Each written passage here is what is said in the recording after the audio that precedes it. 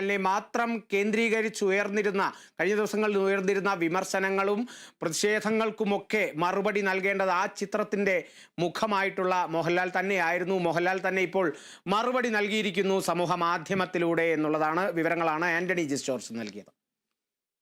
എമ്പുരാന്റെ re editing പതിപ്പ് വ്യാഴാഴ്ച പ്രദർശനം തുടങ്ങും. 17ലേറെ ഭാഗങ്ങൾ ഒഴിവാക്കിയാണ് പ്രദർശനത്തിനെത്തുന്നത്. അതേസമയം എമ്പുരാൻ കാണില്ലെന്ന നിലപാട് വ്യക്തമാക്കി BJP സംസ്ഥാന അധ്യക്ഷൻ രാജീവ് ചന്ദ്രശേഖർ. സിനിമയ്ക്കെതിരായ BJP RSS പ്രതിഷേധത്തിനെതിരെ പ്രതിപക്ഷ നേതാവ് VD സതീശനും രംഗത്ത്. എമ്പുരാനെതിരെ RSS കടുത്ത നിലപാടെടുത്തതോടെയാണ് സിനിമയിലെ സീനുകൾ ഒഴിവാക്കാൻ തീരുമാനിച്ചത്. സ്ത്രീകൾക്കെതിരായ അക്രമവും കലാപരംഗങ്ങളും ഉൾപ്പെടെ 17 സീനുകളാണ് ഒഴിവാക്കുന്നത്. വ്യാഴാഴ്ചയാണ് എമ്പുരാന്റെ റീ എഡിറ്റിംഗ് പതിപ്പ് തിയേറ്ററുകളിലെത്തുക.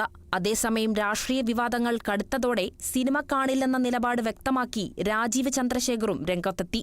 യൂസിഫറിന്റെ തുടർച്ചയെന്ന് കേട്ടപ്പോഴാണ് എമ്പുരാൻ കാണുമെന്ന് പറഞ്ഞത്. എന്നാൽ സിനിമയുടെ നിർമ്മാതാക്കൾ തന്നെ സിനിമയിൽ 17 ഭേദഗതികൾ വരുത്തിയിട്ടുണ്ടെന്നും ചിത്രം വീണ്ടും സെൻസർഷിപ്പിന് വിധേയമാകുന്നുണ്ടെന്നും മനസ്സിലായിട്ടുണ്ട്.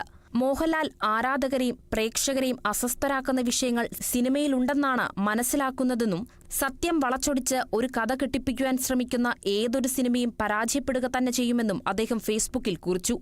സിനിമയെ സിനിമയായി കാണണമെന്നും അതിനെ ചരിത്രപരമായി കാണാൻ കഴിയില്ലെന്നും അദ്ദേഹം കൂട്ടിച്ചേർത്തു. ചരിത്രത്തെ വളച്ചൊടിക്കുന്ന സിനിമകൾ കാണില്ലെന്നും ഇത്തരത്തിലുള്ള സിനിമാ നിർമ്മാണത്തിൽ നിരാശയുണ്ടെന്നും അദ്ദേഹം കൂട്ടിച്ചേർത്തു.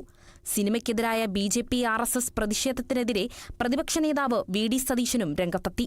സിനിമ ഒരു കൂട്ടം കലാകാരന്മാരുടെ സൃഷ്ടിയാണ്.